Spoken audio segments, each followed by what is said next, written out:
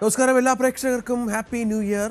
ജനവാസ മേഖലയായ 11,600 ആളുകൾ താമസിക്കുന്ന കിരിബാത്തി മുതൽ ജനവാസമില്ലാത്ത ബേക്കർ ദ്വീപ് വരെ തുടക്കം മുതൽ അവസാനം വരെ പുതുവർഷത്തെ ആഘോഷിച്ചിരിക്കുകയാണ്, അല്ലെങ്കിൽ വരവേറ്റിരിക്കുകയാണ് ലോകം എന്ന് മനസ്സിലാക്കണം.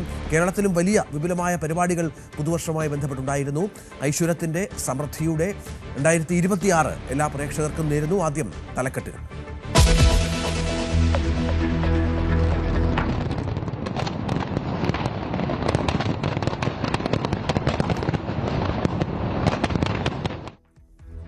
പുതുവർഷത്തെ വരവേറ്റ് ലോകം.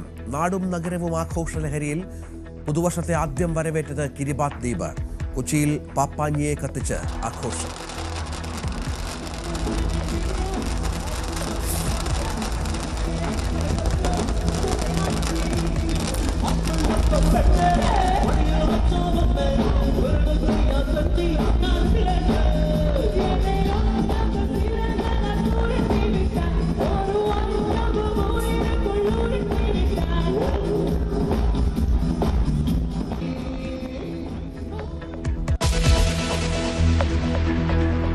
ശബരിമല സ്വർണ്ണക്കൊള്ളക്കേസിൽ അന്വേഷണം കടുപ്പിച്ച സൈറ്റി. ഉണ്ണികൃഷ്ണൻ പോറ്റിയെയും പങ്കജ് ഭണ്ഡാരിയെയും ഗോവർദ്ധനെയും കോടതിയിൽ ഹാജരാക്കും.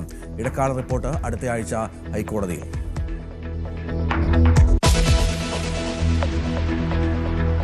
News 18 Malayali of the year പുരസ്കാരം ഏറ്റുവാങ്ങി Shashi Tharoor. Malayali of the year 2025 മലയാളത്തിന്റെ വിശ്വപൗരൻ ഡോക്ടർ ശശി തരൂർ.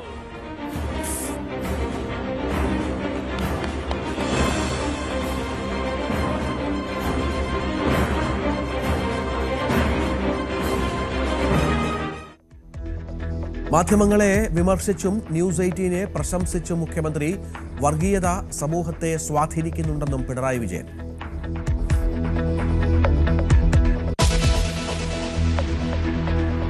കോഴിക്കോട് താമരശ്ശേരി എലോക്കരയിൽ മാലിന്യ സംസ്കരണ ഫാക്ടറിയിൽ തീപിടുത്തം. പ്ലാന്റും 3 നില കെട്ടിടവും പിക്കപ്പ് വാനും കത്തിനശിച്ചു. തീയണയ്ക്കാൻ തീവ്ര ശ്രമം.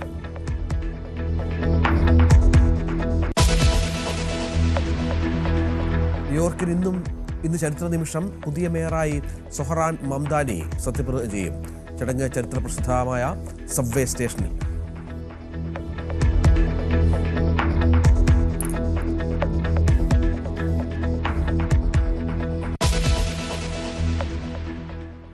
എല്ലാ പ്രേക്ഷകർക്കും ഒരിക്കൽ കൂടി ഹാപ്പി ന്യൂ ഇയർ.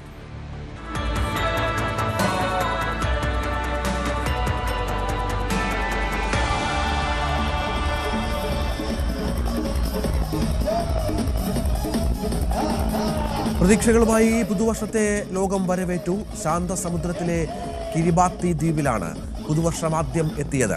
ഇന്ത്യൻ സമയം ഇന്നലെ വൈകിട്ട് 3:30 പുതുവർഷം അവിടെ പിറന്നത്. ശേഷം ന്യൂസിലൻഡിലും ഓസ്ട്രേലിയയിലും പുതുവർഷം എത്തി.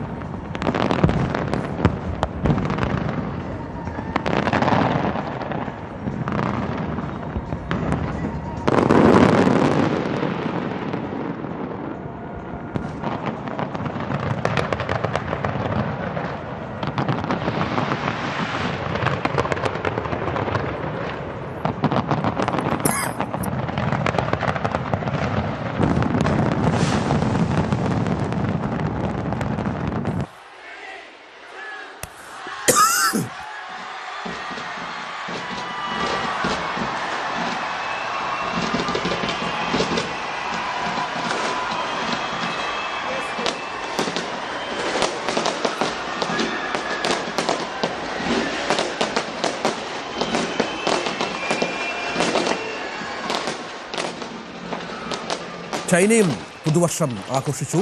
പുലർച്ചെ 2:30-ഓടെ റഷ്യയിലും 5:30-ഓടെ UK-യിലും പുതുവർഷമെത്തി.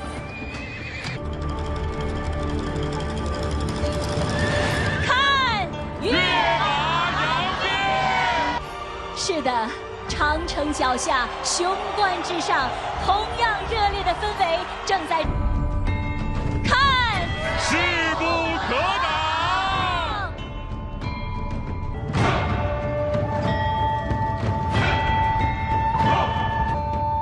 看，万马奔腾。好！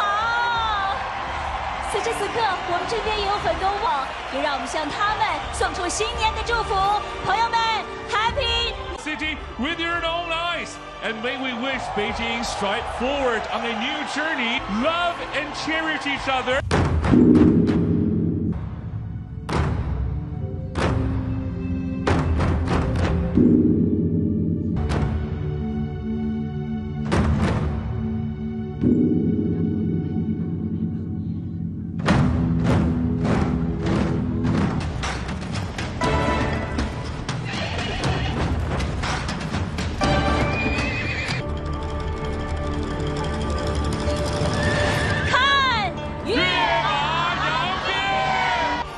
是的。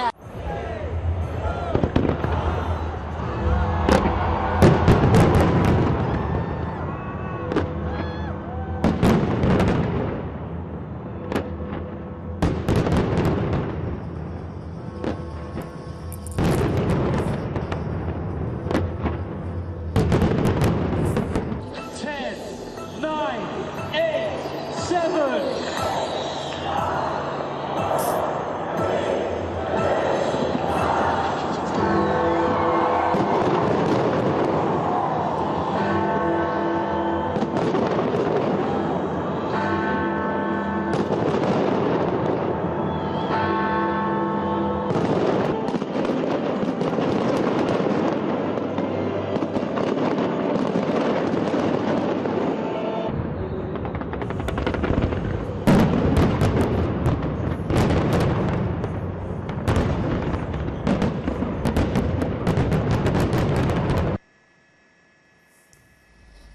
സംസ്ഥാനത്തും വൻ ആഘോഷത്തോടെയാണ് പുതുവത്സരം വരവേറ്റത്. പുതുവർഷ പദവിയുടെ അടയാളമായ പാപ്പാഞ്ഞിയെ കത്തിക്കലും ഗംഭീരമായി നടന്നു. ഫോർട്ട് കൊച്ചിയിലും കോവളത്തുമാണ് പടുകൂറ്റൻ പാപ്പാഞ്ഞിമാരെ കത്തിച്ചത്. ഫോർട്ട് കൊച്ചിയിൽ ഇത്തവണ വെള്ളി മൈതാനത്തും പരേഡ് ഗ്രൗണ്ടിലും പാപ്പാഞ്ഞിയെ കത്തിച്ചു. 2 ലക്ഷം പേരാണ് ഫോർട്ട് കൊച്ചിയിൽ പുതുവത്സരം ആഘോഷിക്കാനെത്തിയത്.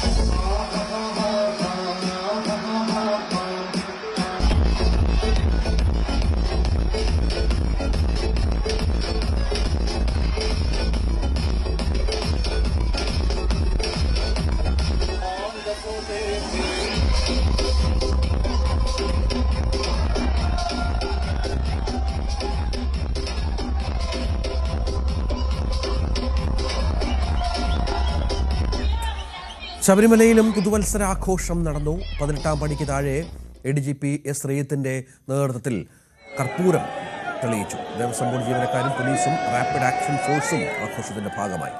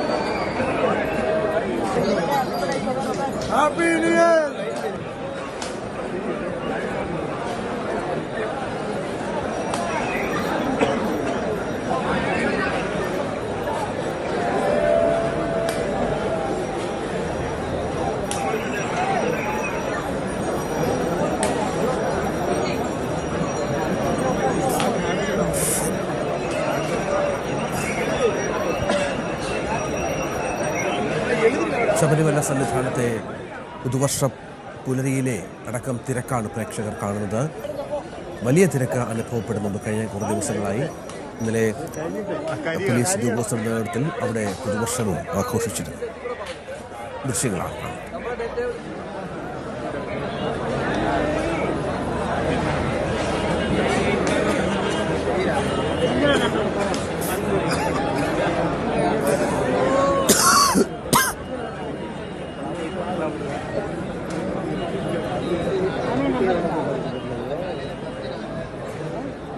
ഏതായാലും ഒരിക്കൽ കൂടി എല്ലാ പ്രേക്ഷകർക്കും ഒരു നല്ല പുതുവർഷം ആഘോഷിക്കുകയാണ്. നമുക്ക് ഈ കഴിഞ്ഞ വർഷത്തെ മുഴുവൻ ചർച്ച ശബരിമല സ്വർണ്ണക്കൊള്ളയുമായി ബന്ധപ്പെട്ടായിരുന്നു. എത്രത്തോളം തെരഞ്ഞെടുപ്പിലൊക്കെ പ്രതിഫലിച്ചതെന്നും നമ്മൾ കണ്ടതാണ്. നിയമസഭാ തെരഞ്ഞെടുപ്പ് നടക്കാൻ പോകുന്നൊരു വർഷമാണിനി. ശബരിമല സ്വർണ്ണക്കൊള്ളയുമായി ബന്ധപ്പെട്ട വാർത്തകൾക്ക് ഈ വർഷവും പഞ്ഞമുണ്ടാകില്ല. കാരണം SIT ഊർജ്ജസ്വലമായി ഈ വിഷയത്തിൽ അന്വേഷണത്തിലാണ്. കൂടുതൽ ഉന്നതരിലേക്ക് അന്വേഷണം പോകുന്നു എന്ന വിവരം കൂടി നമുക്ക് ലഭിക്കുന്നുണ്ട്. ശബരിമല സ്വർണ്ണക്കൊള്ള കേസിൽ SIT കസ്റ്റഡിയിൽ വാങ്ങിയ ഉണ്ണികൃഷ്ണൻ പോറ്റിയെയും പങ്കജ് ഭണ്ഡാരിയെയും ഗോവർദ്ധനെയും ഇന്ന് കൊല്ലം വിജിലൻസ് കോടതിയിൽ ഹാജരാക്കും. ഒരു ദിവസത്തേക്കാണ് മൂവരും പ്രത്യേക അന്വേഷണ സംഘം കസ്റ്റഡിയിൽ വാങ്ങിയത്. ഇവരെ ഒരുമിച്ചിരുത്തി ചോദ്യം ചെയ്യുന്നതിലൂടെ തട്ടിപ്പിന്റെ വ്യാപ്തി സംബന്ധിച്ച സൂചനകൾ ലഭിക്കുമെന്ന വിലയിരുത്തലിലാണ് SIT. അതേസമയം ഹൈക്കോടതിയിൽ അടുത്തയാഴ്ച ഇടക്കാല റിപ്പോർട്ടും സമർപ്പിക്കും. അതിനു മുൻപ് കേസുമായി ബന്ധപ്പെട്ട നിർണായകമായ നീക്കങ്ങളിലേക്ക് SIT വൈകാതെ കടന്നേക്കും എന്നാണ് നമുക്ക് ലഭിക്കുന്ന സൂചനകൾ.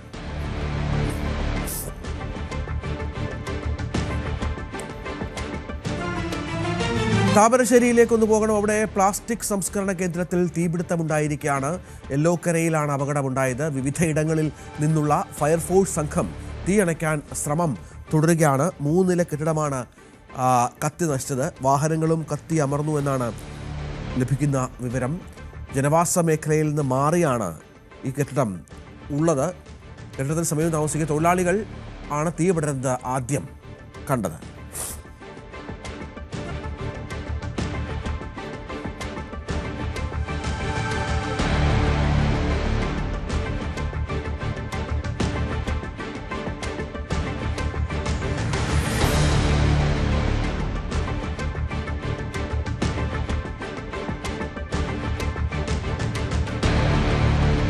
ശശി തരൂർ MP-യെ പുകഴ്ത്തി മുഖ്യമന്ത്രി പിണറായി വിജയൻ. രാഷ്ട്രീയമായി വിരുദ്ധചേരിയിൽ നിൽക്കുമ്പോഴും നാടിന്റെ വികസനത്തിനായി തരൂർ നടത്തുന്നത് ക്രിയാത്മകമായ ഇടപെടലാണെന്നാണ് മുഖ്യമന്ത്രിയുടെ പ്രശംസ. News 18 Malayali of the year 2026 പുരസ്കാരം ശശി തരൂരിന് സമ്മാനിച്ച ശേഷമാണ് മുഖ്യമന്ത്രിയുടെ വാക്കുകൾ. ഇത്തവണത്തെ പുരസ്കാരം ലഭിച്ചിട്ടുള്ളത് നമുക്കേവർക്കും പ്രിയപ്പെട്ട ശ്രീ ശശി തരൂരിനാണ്. തികച്ചും ഉചിതമായ തീരുമാനമാണിത്. ലോകവേദികളിൽ മലയാളത്തിൻ്റെ കരുത്തും ശബ്ദവും എത്തിച്ച വ്യക്തിത്വമാണ് ശശി തരൂരിൻ്റേത്. ലോകമറിയുന്ന എഴുത്തുകാരൻ, ഐക്യരാഷ്ട്രസഭയിലടക്കം പ്രവർത്തിച്ച് വലിയ അനുഭവപരിചയമുള്ള നയതന്ത്രജ്ഞൻ, ഈ നിലകളിലെല്ലാം പ്രശസ്തനായ വ്യക്തിയാണ് അദ്ദേഹം.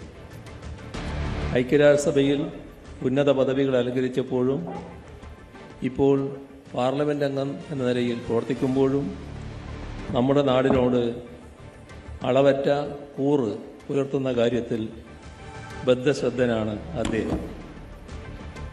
നമ്മുടെ നാടിൻ്റെ സംസ്കാരത്തെയും വൈവിധ്യത്തെയും കുറിച്ച് അന്താരാഷ്ട്ര തലത്തിൽ ശരിയായ ചിത്രം നൽകാൻ അദ്ദേഹത്തിന് സാധിച്ചിട്ടുണ്ട്. വിജ്ഞാനവും വാഗ്മിതയും കൈകോർക്കുന്ന അദ്ദേഹത്തിൻ്റെ പ്രവർത്തന ശൈലി പുതിയ തലമുറക്ക് മാതൃകയാണ്. രാഷ്ട്രീയ അഭിപ്രായ വ്യത്യാസങ്ങൾക്കപ്പുറം കേരളത്തിൻ്റെ പൊതുവായ വികസന കാര്യങ്ങളിലും നമ്മുടെ നാടിൻ്റെ തനിമ ഉയർത്തിപ്പിടിക്കുന്നതിലും അദ്ദേഹം കാണിക്കുന്ന താൽപ്പര്യം എടുത്തു പറയേണ്ടതാണ്. രാഷ്ട്രീയത്തിൽ അഭിപ്രായ വ്യത്യാസങ്ങൾ ഉണ്ടാകും, പക്ഷേ ആത്യന്തികമായ ലക്ഷ്യം സമൂഹത്തിന്റെ നന്മയാകണമെന്ന് ശശി തരൂർ MP. വിശ്വപൗരൻ എന്നറിയപ്പെടുന്നതിനേക്കാൾ ഇന്ത്യൻ പൗരൻ എന്നറിയപ്പെടാനാണ് ഇഷ്ടമെന്നും news 18 Malayali of the year പുരസ്കാരം സ്വീകരിച്ച ശേഷം തരൂർ പറഞ്ഞു. ശ്രീനാരായണ ഗുരു എപ്പോഴും പറയില്ലേ, മതമേതായാലും മനുഷ്യൻ നന്നായാൽ മതിയെന്ന്. അതുപോലെ ഞാൻ പറയട്ടെ, രാഷ്ട്രീയം ഏതായാലും രാഷ്ട്രം നന്നായാൽ മതി. അതാണ് എൻ്റെ വിശ്വാസം. ആ വിശ്വാസത്തിലാണ് ഞാൻ എൻ്റെ എല്ലാ തെരഞ്ഞെടുപ്പിലും എൻ്റെ എല്ലാ പ്രവർത്തനത്തിലും കാണിക്കാൻ ശ്രമിച്ചത്. ഞാൻ ചിലപ്പോൾ പാർട്ടിയുടെ പരിധികൾ ക്രോസ് ചെയ്തിട്ടായിരിക്കും മറ്റേവരെക്കുറിച്ച് നല്ല വാക്കുകൾ പറയണത്. അത് എല്ലാവർക്കും ഇഷ്ടപ്പെടാൻ ആവശ്യമില്ല. പക്ഷെ ഞാൻ എൻ്റെ മനസ്സിൽ എൻ്റെ പൂർണ്ണ വിശ്വാസത്തോടെയാണ് ഞാൻ ഈ കാര്യങ്ങളൊക്കെ പറയുന്നത്. എപ്പോഴും കേരളത്തിൻ്റെ നന്മ, ഭാരതത്തിൻ്റെ നന്മയ്ക്ക് വേണ്ടിയിട്ടാണ് ഞാൻ നിൽക്കുന്നത്. എനിക്ക് ഒരു ഭാരതീയ പൗരനായിട്ടും ഒരു മലയാളിയായിട്ടും ഞാൻ കാണുന്നത് ഇതാണ്: പ്രവർത്തിക്കണം, പഠിക്കണം, പക്ഷേ നാടിന് നന്മയ്ക്ക് വേണ്ടി എപ്പോഴും നിൽക്കണം. മലയാളത്തിലെ മുഖ്യധാരാ മാധ്യമങ്ങളിൽ പലതും വസ്തുതകളും യാഥാർത്ഥ്യങ്ങളും മറച്ചുവെക്കുന്നുവെന്ന് മുഖ്യമന്ത്രി. സംസ്ഥാനത്തെ ഏതു വിധേനയും തകർക്കാൻ ശ്രമിക്കുന്ന ഒരു വിഭാഗമുണ്ട്. അതിൽ ചില മാധ്യമങ്ങളുമുണ്ടെന്നും news 18 Malayali of the year പുരസ്കാരദാന ചടങ്ങിൽ മുഖ്യമന്ത്രി പറഞ്ഞു. കോവിഡ് കാലത്തും പ്രളയകാലങ്ങളിലും മുണ്ടക്കൈ, ചൂരൽമല ഉരുൾപൊട്ടൽ ദുരന്തത്തിലും ലഹരി വിരുദ്ധ ബോധവൽക്കരണ പ്രവർത്തനങ്ങളിലുമൊക്കെ സംസ്ഥാന സർക്കാരിനൊപ്പം കൈകോർത്ത് പ്രവർത്തിക്കാൻ ചാനൽ തയ്യാറായി. ഇങ്ങനെ കേരളം സമാനതകളില്ലാത്ത പ്രതിസന്ധികളിൽപ്പെട്ട കാലത്തെല്ലാം സംസ്ഥാനത്തിൻ്റെ പൊതുവികാരത്തിനൊപ്പം നിന്ന ചരിത്രമാണ് ന്യൂസ് 18 കേരളത്തിനുള്ളത്. ഇത് ന്യൂസ് 18 കുറിച്ച് പറഞ്ഞ കാര്യമാണ്. എന്നാൽ കേരളത്തിൽ പൊതുവായ മാധ്യമ സംസ്കാരം ഇങ്ങനെയാണെന്ന് പറയാനാവില്ല. മലയാളത്തിലെ മുഖ്യധാരാ മാധ്യമങ്ങളിൽ പലതും വസ്തുതകളും യാഥാർത്ഥ്യങ്ങളും മറച്ചുവെച്ച് ബോധപൂർവം കടുത്ത ഇടതുപക്ഷ വിരുദ്ധത പ്രകടിപ്പിക്കുന്ന കാലമാണിത്. നമ്മുടെ സംസ്ഥാനം ഇന്ന് വലിയ മാറ്റങ്ങളിലൂടെ കടന്നു പോവുകയാണ്. ജനകീയ ബദലുകൾ ഉയർത്തിപ്പിടിച്ചുകൊണ്ട് സംസ്ഥാനം മുന്നോട്ടു പോകുന്നു. അങ്ങനെയുള്ള സംസ്ഥാനത്തെ ഏതു വിധേനയും തകർക്കാൻ ശ്രമിക്കുന്ന ഒരു വിഭാഗം ഇവിടെ സജീവമാണ്. അതിൽ ഏറ്റവും മുൻപന്തിയിൽ നിൽക്കുന്നത് നമ്മുടെ ചില മാധ്യമങ്ങളാണ് എന്ന് പറയേണ്ടി വരുന്നത് നിർഭാഗ്യകരമാണ്. ന്യൂസ് 18 കേരളത്തെ പ്രശംസിച്ച മുഖ്യമന്ത്രി, മാധ്യമ പ്രവർത്തനം എന്നത് വാർത്ത നൽകുക എന്നതിലപ്പുറം സാമൂഹിക പ്രതിബദ്ധത ഉയർത്തിപ്പിടിക്കുക എന്നതാണ്. അത് ന്യൂസ് 18 മികച്ച പ്രവർത്തനമാണ് നടത്തുന്നതെന്ന് മുഖ്യമന്ത്രി പറഞ്ഞു. മാധ്യമ പ്രവർത്തനം എന്നത് കേവലം വാർത്തകൾ നൽകുന്നതിലപ്പുറം സാമൂഹിക പ്രതിബദ്ധതയുള്ള ഒരു പ്രവർത്തനം കൂടിയാകണം. ആ ഉത്തരവാദിത്വം ശരിയായ രീതിയിൽ നിറവേറ്റാൻ ന്യൂസ് 18 ശ്രമിക്കുന്നുവെന്നത് സന്തോഷകരമാണ്. വിവാദങ്ങൾക്കപ്പുറം ജനകീയമായ വിഷയങ്ങൾ ഏറ്റെടുക്കാനും നമ്മുടെ നാടിൻ്റെ നേട്ടങ്ങളെ അടയാളപ്പെടുത്താനും ഈ ചാനൽ നടത്തുന്ന ശ്രമങ്ങൾ സ്വാഗതാർഹമാണ്. തുടക്കം മുതൽക്ക് നാടിനോടുള്ള പ്രതിബദ്ധത പുലർത്തിപ്പോരുന്ന മാധ്യമ സ്ഥാപനമാണ് ന്യൂസ് 18 കേരളം. വർഗീയത ചെറിയ തോതിൽ ആളുകളെ സ്വാധീനിക്കുന്നുവെന്നും അത് നാടിനെ എങ്ങോട്ടെത്തിക്കുമെന്നും മുഖ്യമന്ത്രി ചോദിച്ചു. ഷൂ അഴിച്ചുവെച്ച് പ്രധാനമന്ത്രി പള്ളിയിൽ കയറി. അപ്പോൾ തനിക്ക് ഓർമ്മ വന്നത് ദീപികയുടെ മുഖപ്രസംഗമാണെന്നും മുഖ്യമന്ത്രി പറഞ്ഞു. വർഗീയതയുടെ ആപത്ത് നമ്മുടെ രാജ്യത്തിൻ്റെ മറ്റു ഭാഗങ്ങളിലെല്ലാം വലിയ തോതിൽ ഉയർന്നു വരുമ്പോഴും കേരളം ഒരൊറ്റപ്പെട്ട തുരുത്തായി നിൽക്കുകയായിരുന്നു. അതിൽ ഒരു ഘടകം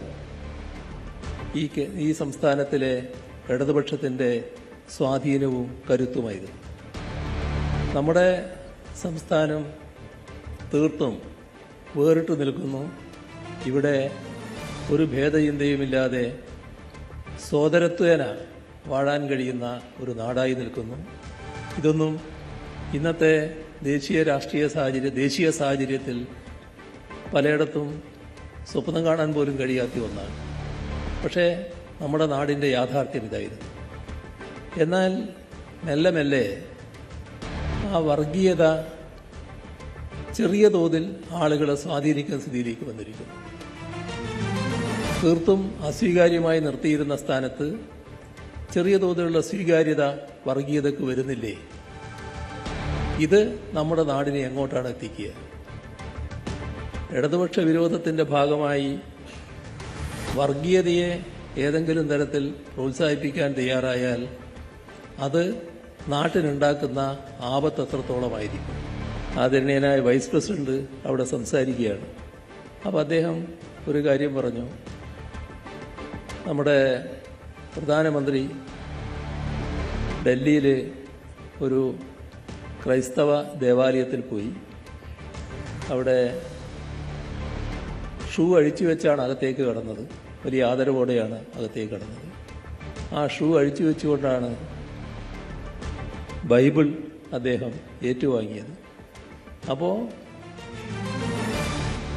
അങ്ങനെ പറഞ്ഞപ്പോഴും പെട്ടെന്ന് ആളുകളുടെ മനസ്സിൽ എന്താണ് കടന്നു പോകുന്നത്? അത് കേൾക്കുമ്പോൾ അവിടെ ഇരുന്ന എനിക്ക് ദീപികയുടെ മുഖപ്രസംഗമാണ് ഓർമ്മ വന്നത്. ദീപികയ്ക്ക് എഴുതേണ്ടി വന്നു എന്താണ് വടക്കേ ഇന്ത്യയിലെ സ്ഥിതി എന്ന്, ഏത് തരത്തിലുള്ള ആക്രമണങ്ങളാണ് നടക്കുന്നത് എന്ന്. ആക്രമണങ്ങൾ നടക്കുമ്പോൾ അതിനെതിരെ ഏതെങ്കിലും തരത്തിലുള്ള ശക്തമായ നടപടി സ്വീകരിക്കാൻ തയ്യാറാകുന്നില്ല എന്നത് ക്രൈസ്തവ സമൂഹത്തെ ആകെ വേദനിപ്പിക്കുന്ന സ്ഥിതി വരുന്നു. ഇവിടെ അരമനയിൽ കയറിയതുകൊണ്ടോ അവരുടെ മുന്നിൽ കേക്ക് വെച്ച് നീട്ടിയതുകൊണ്ടോ അത് ഇതിനൊന്നും പരിഹാരമല്ല എന്നവർ പലരും തുറന്നു പറയുന്ന സ്ഥിതി വന്നിരിക്കുന്നു. മറ്റു വാർത്തയിലേക്ക് കടക്കണം. ന്യൂയോർക്കിന്റെ പുതിയ മേയറായി സൊഹറാൻ മംദാനി ഇന്ന് സത്യപ്രതിജ്ഞ ചെയ്യും. ഖുറാനിൽ കൈവച്ചാകും സത്യപ്രതിജ്ഞ. വർഷങ്ങളായി അടഞ്ഞുകിടക്കുന്ന ചരിത്രപ്രസിദ്ധമായ സബ്വേ സ്റ്റേഷനിലാകും ചടങ്ങ് നടക്കുക. അജയ് സുധാ ബിജു വിവരങ്ങൾ പങ്കുവെക്കും. അജയ്, ന്യൂയോർക്കിൻ്റെ അല്ലെങ്കിൽ അമേരിക്ക ചരിത്രത്തിലെ വളരെ പ്രധാനപ്പെട്ട ഒരു ഏടാണ്. കടുത്ത ട്രംപ് വിരുദ്ധനായ മംദാനി മേയറായി സത്യപ്രതിജ്ഞ ചെയ്യുകയാണ് ന്യൂയോർക്ക് പോലെയുള്ള വളരെ പ്രധാനപ്പെട്ട ഒരു നഗരത്തിൽ. എന്താണ് ഈ ചടങ്ങിൻ്റെ പ്രത്യേകത? മംദാനി ഇതിലേക്ക് വരുമ്പോൾ, മേയർ സ്ഥാനത്തേക്ക് വരുമ്പോൾ എന്ത് പ്രതീക്ഷിക്കണം? രഞ്ജിത്ത്, ന്യൂയോർക്കിൽ പുതുവർഷം പിറക്കുന്ന നിമിഷത്തിൽ തന്നെയാണ് സൊഹറാൻ മംദാനിയുടെ സത്യപ്രതിജ്ഞ ചടങ്ങ് നടക്കുന്നത്. ഇന്ത്യൻ സമയം ഏകദേശം 10:30ഓടെയാകും സത്യപ്രതിജ്ഞ എന്നാണ് അറിയാൻ സാധിക്കുന്നത്. ആ സമയത്താകും ന്യൂയോർക്കിലെ പുതുവർഷം പിറക്കുക. ആദ്യത്തെ സത്യപ്രതിജ്ഞ ചടങ്ങ് ഒരു സ്വകാര്യ ചടങ്ങായിട്ടായിരിക്കും നടക്കുക. മൊത്തം 3 സത്യപ്രതിജ്ഞ ചടങ്ങ് സൊഹറാൻ മംദാനി പ്ലാൻ ചെയ്തിട്ടുണ്ട്. അതിൽ ആദ്യത്തേത് സിറ്റി ഹാളിൻ്റെ ഭാഗമായിട്ടുള്ള പഴയ ഒരു സബ്വേ സ്റ്റോപ്പിലാണ്. ഈ സബ്വേ സ്റ്റോപ്പ് വർഷങ്ങളായിട്ട് അടഞ്ഞു കിടക്കുന്ന ഒരു സബ്വേ സ്റ്റോപ്പാണ്. 1904 പണി കഴിപ്പിച്ച ഇത് 1945 അടച്ചിട്ടിരിക്കുകയായിരുന്നു. പിന്നീട് 1975 നാഷണൽ ലാൻഡ്മാർക്കായി പ്രഖ്യാപിക്കുകയും പിന്നീട് ഒരു ചരിത്ര സ്ഥലമായി 2005 പ്രഖ്യാപിക്കുകയും ചെയ്ത സ്ഥലമാണ്. ഒരുപാട് വിനോദസഞ്ചാരികളൊക്കെ എത്താറുള്ള സ്ഥലമാണ്. ഇത് നമ്മൾ സിനിമകളിലൊക്കെ ഒരുപാട് ഹോളിവുഡ് സിനിമകൾ കണ്ടിട്ടുണ്ട്. അല്ലാതെ നമുക്കല്ലാതെ ഒരു രാഷ്ട്രീയമായിട്ടുള്ള അല്ലെങ്കിൽ മറ്റ് കാര്യങ്ങളൊന്നും നടന്നതായിട്ട് ഈ അടുത്തൊന്നും നമുക്കറിവില്ല. അപ്പോൾ ആ ഒരു സ്ഥലം തന്നെ സൊഹറാൻ മംദാനി തിരഞ്ഞെടുക്കാനുള്ള പ്രധാനപ്പെട്ട കാരണം ന്യൂയോർക്കിൻ്റെ ചരിത്രവും പാരമ്പര്യവും അതിൻ്റെ ഒരു ഓർമ്മപ്പെടുത്തൽ അത് ജനങ്ങളിലേക്ക് എത്തിക്കാൻ വേണ്ടിയിട്ടാണ്. അതുമാത്രമല്ല, ന്യൂയോർക്കിൻ്റെ വൈവിധ്യം, അവിടെയുള്ള ന്യൂനപക്ഷ വിഭാഗങ്ങളെ എല്ലാവരെയും പ്രതിനിധീകരിക്കുന്ന രീതിയിലാണ് ഈ ഖുറാനിൽ കൈവച്ച് തന്നെ സത്യപ്രതിജ്ഞ ചെയ്യാനായിട്ട് മംദാനി തീരുമാനിച്ചിട്ടുള്ളത്. മൊത്തം 3 ഖുറാനുകളാണ് 3 സത്യപ്രതിജ്ഞ ചടങ്ങിനും വേണ്ടി തിരഞ്ഞെടുത്തിട്ടുള്ളത്. ഈ പുതുവർഷം പിറക്കുന്ന ആ സമയത്ത് ഈ സബ്വേ സ്റ്റേഷനിൽ വെച്ച് നടക്കുന്ന സത്യപ്രതിജ്ഞ ചടങ്ങിൽ കുടുംബാംഗങ്ങൾ മാത്രമായിരിക്കും പങ്കെടുക്കുക. ഇതൊരു സ്വകാര്യ ചടങ്ങായിരിക്കും. അതിനുശേഷം സിറ്റി ഹാളിന് പുറത്ത് ഉച്ചയ്ക്ക് അവിടുത്തെ പ്രാദേശിക സമയം ഉച്ചയ്ക്ക് 1 മണിയോടെ വലിയ ഒരു ആർഭാടകരമായിട്ടുള്ള ഒരു ചടങ്ങായിട്ട് രണ്ടാമത്തെ സത്യപ്രതിജ്ഞ ചടങ്ങ് നടക്കും. ഈ സത്യപ്രതിജ്ഞ ചടങ്ങിൽ ഏതാണ്ട് 40,000-ലധികം പേർ പങ്കെടുക്കും എന്നാണ് നിലവിൽ അറിയിപ്പ് ലഭിക്കുന്നത്. ഈ സമയത്തായിരിക്കും ജനങ്ങളെ അഭിസംബോധന ചെയ്തുകൊണ്ട് അന്ന് വിജയപ്രഖ്യാപനത്തിന് സുഹ്റാൻ മംദാനി എങ്ങനെ വന്നോ അതുപോലെ ഒരു ആർഭാടകരമായിട്ടുള്ള ചടങ്ങ് നമുക്ക് കാണാൻ കഴിയുക ഈ 1 മണിക്കുള്ള സത്യപ്രതിജ്ഞയ്ക്കായിരിക്കും. അതിന് ഇന്ത്യൻ സമയം ഇന്ന് അർദ്ധരാത്രി വരെ നമുക്ക് കാത്തിരിക്കേണ്ടി വരും ആ സത്യപ്രതിജ്ഞ ചടങ്ങ് കാണാനായിട്ട്. ആ സത്യപ്രതിജ്ഞ ചടങ്ങിൽ രണ്ടാമത് മറ്റൊരു ഖുറാൻ, തൻ്റെ കുടുംബത്തിൻ്റെ ഖുറാൻ ഉപയോഗിക്കും. ആദ്യത്തെ സത്യപ്രതിജ്ഞ ചടങ്ങിൽ മംദാനി ഉപയോഗിക്കുന്ന ഖുറാന് വളരെയധികം പ്രത്യേകതകളുണ്ട്. അതൊരു ഹാർലം നവോത്ഥാനത്തിന് രൂപം നൽകിയ ആഫ്രോ ലാറ്റിനോ എഴുത്തുകാരനായിട്ടുള്ള അർത്തുറോ ഷോബർഗ് എഴുതിയിട്ടുള്ള ഖുറാനാണ്. ഈ അർത്തുറോ ഷോബർഗ് എന്ന് പറയുന്നത് സുഹ്റാൻ മംദാനിയുടെ മുത്തച്ഛൻ കൂടിയാണ്. അപ്പോൾ ഈ മുത്തച്ഛൻ എഴുതിയ അദ്ദേഹം വലിയൊരു ചരിത്രകാരൻ കൂടിയാണ്. ആ ഒരു ഖുറാനാണ് അവിടെയുള്ള ന്യൂയോർക്കിലെ ന്യൂനപക്ഷങ്ങളെ പ്രതിനിധാനം ചെയ്യുന്നതിൻ്റെ ഒരു അടയാളം എന്നുള്ള രീതിയിൽ മംദാനി തിരഞ്ഞെടുത്തിട്ടുള്ളത്. ഈ 2 ചടങ്ങുകളും പൂർത്തിയായതിനു ശേഷം സുഹ്റാൻ മംദാനിയുടെ ഓഫീസിൽ വെച്ച് ഔദ്യോഗിക സ്വഭാവമുള്ള ഒരു ചടങ്ങ് കൂടി നടക്കും. അതിന് നേതൃത്വം നൽകുന്നത് ന്യൂയോർക്കിൻ്റെ അറ്റോർണി ജനറൽ ആയിട്ടുള്ള ലെറ്റിറ്റിയ ജെയിംസ് ആയിരിക്കും ഈ ഓഫീസിലുള്ള ചടങ്ങിന് നേതൃത്വം വഹിക്കുക. രഞ്ജിത്ത്, സാഹചര്യം ഏതായാലും ഇത് അമേരിക്കൻ ചരിത്രം തിരുത്തിക്കുറിക്കുന്ന ഒന്നുകൂടിയാണല്ലോ സുഹ്റാൻ മംദാനി സത്യപ്രതിജ്ഞ. അജയ്, അതൊരു പ്രധാനപ്പെട്ട കാര്യമാണ്. സത്യപ്രതിജ്ഞയുടെ പ്രത്യേകതകൾ അജയ് സുധാ ബിജു പറഞ്ഞു.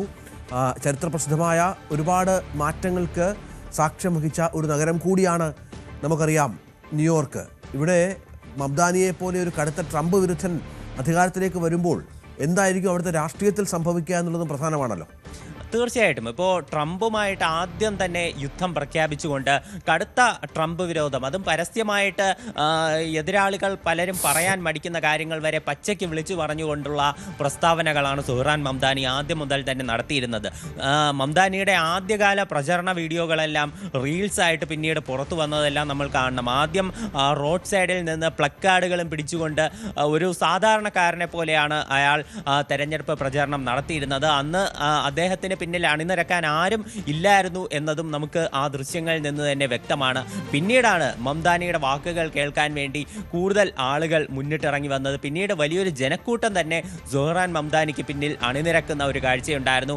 ഈ സമയത്ത് പെട്ടെന്ന് ഭയപ്പെട്ട ട്രംപ് ഓടി നടന്ന്, അതും റിപ്പബ്ലിക്കൻ പാർട്ടിയുടെ പ്രതിനിധിക്ക് വേണ്ടിയിട്ടല്ല, മറ്റൊരു മുൻ ന്യൂയോർക്ക് മേയറായിരുന്ന ഒരു വ്യക്തിക്ക് വേണ്ടിയിട്ട് ട്രംപ് നേരിട്ടെത്തി പ്രചരണങ്ങൾ നടത്തുന്നു. അയാളുടെ വിജയത്തിന് വേണ്ടി ക്യാമ്പയിനുകൾ നടത്തുന്നു. സുഹ്റാൻ മംദാനി ജയിച്ചാൽ അത് ന്യൂയോർക്കിൻ്റെ അന്ത്യമായിരിക്കും, ന്യൂയോർക്കിനുള്ള ഫെഡറൽ സഹായങ്ങളെല്ലാം കട്ട് ചെയ്യുമെന്നുള്ള ഭീഷണികളെല്ലാം ട്രംപ് മുന്നോട്ട് വയ്ക്കുന്നു. എന്നാൽ യാതൊരു വിട്ടുവീഴ്ചയുമില്ലാത്ത ട്രംപ് വിരുദ്ധത അപ്പോഴും മംദാനി പറഞ്ഞുകൊണ്ടിരുന്നു. തൻ്റെ വിജയപ്രഖ്യാപനത്തിൻ്റെ ചടങ്ങിൽ വരെയും കടുത്ത രീതിയിലുള്ള ഒരു ട്രംപിനെതിരെ ആഞ്ഞടിച്ചുകൊണ്ട് ന്യൂയോർക്കിൻ്റെ വൈവിധ്യം, ന്യൂയോർക്കിൽ ന്യൂനപക്ഷ വിഭാഗങ്ങൾക്കുള്ള പങ്ക്, അവിടെ കുടിയേറ്റക്കാർ കെട്ടിപ്പടുത്ത ഒരു നഗരമാണ് ന്യൂയോർക്ക് എന്നതടക്കമുള്ള പ്രസ്താവനകൾ അദ്ദേഹം പറഞ്ഞു. അതുമാത്രമല്ല, ഇത്തരത്തിൽ ട്രംപ് വിരുദ്ധത തൻ്റെ രാഷ്ട്രീയം അദ്ദേഹം മുന്നിൽ നിന്ന് പറയുമ്പോഴും ട്രംപിനെ ഒപ്പം ചേർത്തുകൊണ്ട് ന്യൂയോർക്കിൻ്റെ വികസനത്തിൽ ന്യൂയോർക്കിൻ്റെ വികസനത്തിൽ ശ്രദ്ധ ചെലുത്താനും അദ്ദേഹം മറന്നില്ല. അപ്പോൾ അടുത്തിടെ അദ്ദേഹം ട്രംപുമായി കൂടിക്കാഴ്ച നടത്തിയിരുന്നു വൈറ്റ് ഹൗസിൽ വെച്ച്. ആ സമയത്ത് ഇരുവരും തമ്മിൽ ഈ മറ്റ് കാര്യങ്ങൾ, ന്യൂയോർക്കിൻ്റെ വികസന കാര്യങ്ങൾ ഉൾപ്പെടെ ചർച്ചയായതായിട്ടാണ് വിവരം. അന്ന് മംദാനി പറഞ്ഞത് ന്യൂയോർക്കിൻ്റെ വികസനത്തിനായി, ഈ ജനങ്ങളുടെ നന്മയ്ക്കായി താൻ ആരുമായും കൈകോർക്കാൻ തയ്യാറാണ് എന്ന് അദ്ദേഹം പറഞ്ഞിരുന്നു. ട്രംപും ഏതാണ്ട് ഒരു സമന്വയമായിട്ടുള്ള ഒരു നിലപാടാണ് മംദാനിയോട് സ്വീകരിച്ചത്. തനിക്കെതിരെയുള്ള വാദങ്ങൾ ഈ മാധ്യമപ്രവർത്തകർ ചോദിച്ചപ്പോൾ തൻ്റെ മുന്നിൽ വെച്ച് തന്നെ മടിക്കാതെ പറഞ്ഞുകൊള്ളൂ എന്ന് പറഞ്ഞ ഒരു ട്രംപിൻ്റെ വാക്കുകൾ, അതെല്ലാം ഒരു രസകരമായിട്ടുള്ള നിമിഷങ്ങളായിരുന്നു. എന്തായാലും മംദാനി ഇന്ന് ഔദ്യോഗികമായി തന്നെ അധികാരമേൽക്കുന്നതോടെ ന്യൂയോർക്കിൻ്റെ ചരിത്രത്തിൽ അതൊരു പുതിയ അധ്യായം കൂടിയാണ്. എന്തെല്ലാം രാഷ്ട്രീയ കോലാഹലങ്ങളും വടംവലികളുമാണ് ഇനി നടക്കാൻ പോകുന്നതെന്നുള്ളത് നമുക്ക് ആകാംക്ഷയോടെ കാത്തിരിക്കേണ്ട കാര്യം കൂടിയാണ്. തീർച്ചയായും അജയ് സുധാ ബിജുവാണ് വിവരങ്ങൾ പങ്കുവച്ചത്. നമുക്കൊരു ഇടവേളയ്ക്ക് ശേഷം വാർത്തകളുമായി തിരിച്ചെത്താം.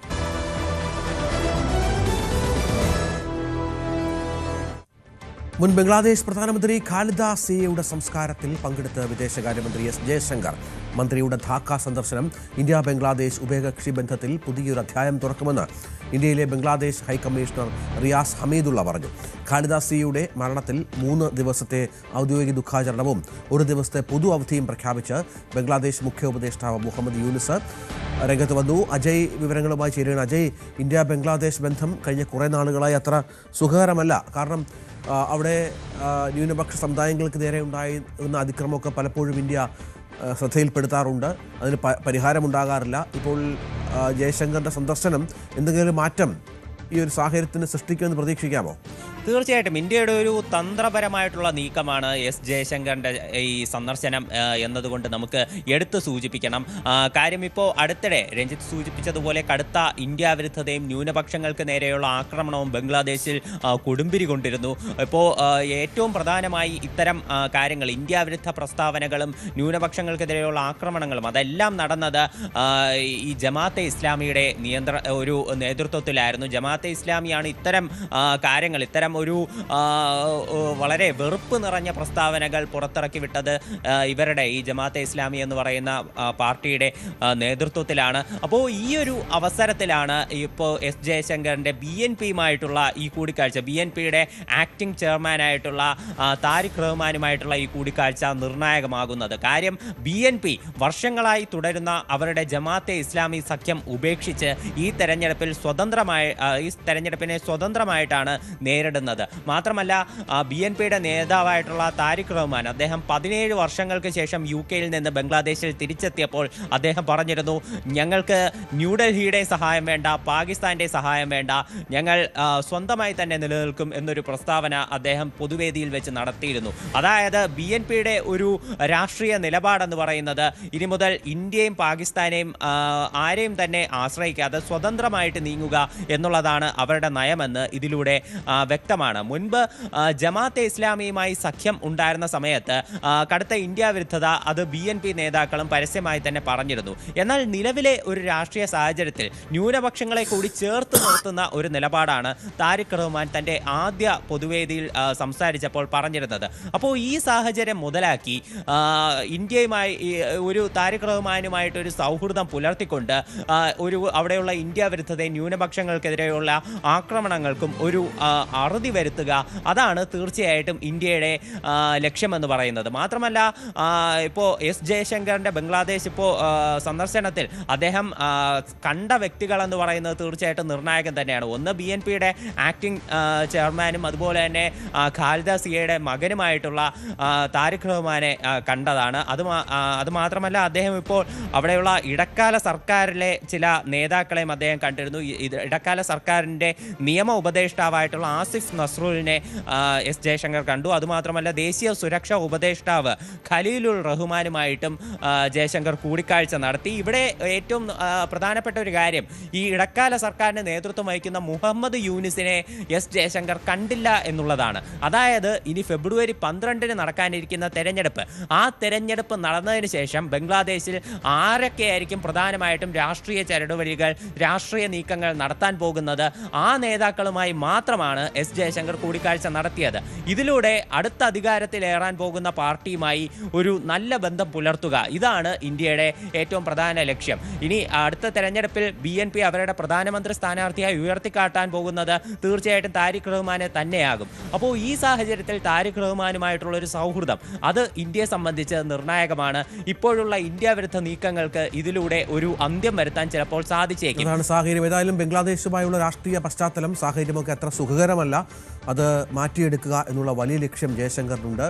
ഇന്ത്യയുടെ സഹായം വേണ്ട എന്ന് പലപ്പോഴും പറയുമ്പോഴും ഇന്ത്യയെ ആശ്രയിക്കാതെ നിലനിൽക്കാൻ പറ്റാത്ത ഒരു രാജ്യം കൂടിയാണ് ബംഗ്ലാദേശ് എന്നതും ഓർക്കണം. ഗസയിലെ ദുരിതാശ്വാസ പ്രവർത്തനങ്ങൾക്ക് തടയിടാൻ ഇസ്രായേൽ ഡോക്ടേഴ്സ് വിത്തൌട്ട് ബോർഡേഴ്സ് ഉൾപ്പെടെ 3 ഡസനിലധികം സന്നദ്ധ സംഘടനകളെ സസ്പെൻഡ് ചെയ്യുമെന്ന് ഇസ്രായേൽ അറിയിച്ചു. ഗ്രൂപ്പുകൾക്കായുള്ള പുതിയ നിയമങ്ങൾ പാലിക്കുന്നില്ലെന്നാണ് ആരോപണം. ഇസ്രായേലിന്റെ നിയമങ്ങൾ ഏകപക്ഷീയമാണെന്ന് പ്രതികരിച്ച സംഘടനകൾ രംഗത്ത് വന്നിട്ടുണ്ട്. അജയ് ചേരുകയാണ്. അജയ്, വെടിനിർത്തലിൻ്റെ സമയമാണ്, പക്ഷേ അപ്പോഴും ചെറിയ ആക്രമണങ്ങൾ അവിടെ നടക്കുന്നുണ്ട്, സംശയമില്ല. എന്തുകൊണ്ടാണ് ഇസ്രായേൽ ഇപ്പോൾ പുതിയ ഒരു നിലപാടിലേക്ക് എത്തിയത്? ഈ സമാധാന ചർച്ചകളുടെ രണ്ടാം ഘട്ടം അത് നടപ്പിലാകുന്ന ഒരു സാഹചര്യത്തിലാണ് ഇസ്രായേൽ തങ്ങളുടെ പുതിയ ഒരു തന്ത്രവുമായി മുന്നോട്ട് വന്നത്. ഇതിനവർ പറഞ്ഞിട്ടുള്ള ഒരു ന്യായമെന്ന് പറയുന്നത് ഈ സന്നദ്ധ സംഘടനകൾ പുതിയ രജിസ്ട്രേഷൻ നയങ്ങൾ പാലിച്ചില്ല എന്നുള്ളതാണ്. ഈ ഇസ്രായേൽ മുന്നോട്ട് വെച്ച പുതിയ രജിസ്ട്രേഷൻ നയങ്ങൾ അനുസരിച്ച് ഈ സന്നദ്ധ സംഘടനകളിൽ പ്രവർത്തിക്കുന്ന പലസ്തീനികളുടെയും അതുപോലെ തന്നെ വിദേശ പ്രതിനിധികളുടെയും പേര് വിവരങ്ങളും അവരുടെ പശ്ചാത്തലവും എല്ലാം ഇസ്രായേലിന് കൈമാറണം എന്നുള്ളതാണ്. എന്നാൽ ഇതിന് പല സംഘടനകളും വൈമുഖ്യം അറിയിച്ചിരുന്നു. അപ്പോൾ ഇത് കാരണമാണ് ഇസ്രായേൽ ഈ സംഘടനകൾക്ക് നിരോധനം ഏർപ്പെടുത്തിയിട്ടുള്ളത്. ഇത് ഒരു ഇത്തരത്തിൽ ഈ രജിസ്ട്രേഷൻ നിയമങ്ങൾ പാലിക്കാത്തത് കാരണമാണ് ഈ നിരോധനം എന്നാണ് ഇസ്രായേൽ പറയുന്നതെങ്കിലും മറ്റ് സംഘടനകൾ പറയുന്നത് ഈ സംഘടനകൾ ഇപ്പോൾ നിരോധനം ഏർപ്പെടുത്തിയിട്ടുള്ള സംഘടനകൾ മുൻപ് ഇസ്രായേലിന് കടുത്ത ഉപരോധങ്ങൾ ഏർപ്പെടുത്തിയിരുന്നു, ഇസ്രായേലിനെതിരെ കടുത്ത നിലപാടുകൾ സ്വീകരിച്ചിരുന്നു. അപ്പോൾ ഇത് കാരണമാണ് ഈ സംഘടനകൾക്ക് വിലക്ക് ഏർപ്പെടുത്തിയതെന്നാണ് ഈ സന്നദ്ധ സംഘടനകളുടെ പ്രതിനിധികളും അതുപോലെ തന്നെ മറ്റ് പല ആളുകളും എല്ലാവരും ഈ മേഖലയിൽ പ്രവർത്തിക്കുന്നവരെല്ലാവരും ഒരു ആക്ഷേപമായി ഉന്നയിക്കുന്നത്. ഇസ്രായേലിൻ്റെ ഒരു വാദമെന്ന് പറയുന്നത് മാനുഷിക സഹായങ്ങൾക്ക് തങ്ങൾ തടയിടുന്നില്ല, എന്നാൽ തീവ്രവാദ പ്രവർത്തനങ്ങൾക്ക് ഒരു പിന്തുണ നൽകുന്ന പ്രവർത്തനങ്ങൾ അത് ഒരിക്കലും അനുവദിക്കാൻ സാധിക്കില്ല എന്നതാണ് ഇസ്രായേലിൻ്റെ പ്രസ്താവന. മൊത്തം ഈ ഡോക്ടേഴ്സ് വിത്തൗട്ട് ബോർഡേഴ്സ് ഉൾപ്പെടെ 36 സംഘടനകൾക്കാണ് നിലവിൽ ഈ ഉപരോധം ഏർപ്പെടുത്താൻ വേണ്ടി ഇസ്രായേൽ ആലോചിക്കുന്നത്. ഈ ഡോക്ടേഴ്സ് വിത്തൗട്ട് ബോർഡേഴ്സ് അത് പ്രധാനമായിട്ടും ഗാസ മുനമ്പിൽ ഒരുപാട് മാനുഷിക സഹായങ്ങൾ നൽകിക്കൊണ്ടിരിക്കുന്ന ഒരു സംഘടനയാണ്. ഈ മൊത്തം ഇത്തരത്തിൽ ഈ 36 സംഘടനകൾക്ക് നിരോധനം ഏർപ്പെടുത്തുന്നതോടുകൂടി ഏതാണ്ട് 40% സന്നദ്ധ പ്രവർത്തനങ്ങൾ അതുപോലെ തന്നെ ഇസ്രായേലികൾ ഈ ഗാസയിലുള്ള ഗാസ നിവാസികൾക്ക് ലഭിക്കുന്ന സഹായങ്ങളെല്ലാം നിന്നുപോകും എന്നതാണ് നിലവിലുള്ള ഒരു ആശങ്ക. അജയ് സുധാ ബിജുവാണ് വിവരങ്ങൾ പങ്കുവച്ചുകൊണ്ടിരിക്കുന്നത്. നമുക്ക് മറ്റൊരു വാർത്തയിലേക്ക് കൂടി പോകണം. ഇടുക്കി കഞ്ഞിക്കുഴി പഞ്ചായത്തിൽ പുലിയുടെ സാന്നിധ്യമുള്ളതായി നാട്ടുകാർ. വാഗച്ചുവട് ഭാഗത്താണ് പുലിയെ കണ്ടതായി പറയുന്നത്. കരിമണൽ ഫോറസ്റ്റ് ഉദ്യോഗസ്ഥർ എത്തി പരിശോധന നടത്തിയെങ്കിലും പ്രദേശത്തെത്തിയത് പുലിയാണെന്ന് സ്ഥിരീകരിക്കാനായിട്ടില്ല. കഞ്ഞിക്കുഴി ടൗണിൽ നിന്നും 2 കിലോമീറ്റർ ദൂരെ വാഗച്ചുവട് ഭാഗത്താണ് പുലിയെ കണ്ടതായി നാട്ടുകാർ പറയുന്നത്. ടൗണിലെ ഓട്ടോ ഡ്രൈവറാണ് ഒരാഴ്ച മുൻപ് ഈ പ്രദേശത്ത് പുലിയെ കണ്ടത്. എന്നാൽ അന്ന് ആരും അതത്ര കാര്യമാക്കിയിരുന്നില്ല. ഇതിനിടെ പല വീടുകളിൽ നിന്നും വളർത്തുനായ്ക്കളെ കാണാതായത് ജനങ്ങളിൽ ആശങ്ക വർദ്ധിപ്പിച്ചു. ചൊവ്വാഴ്ച വൈകിട്ട് 4 മണിയോടെ പുലി ഓടിപ്പോകുന്നത് കണ്ടതായി മറ്റൊരാൾ കൂടി വെളിപ്പെടുത്തി.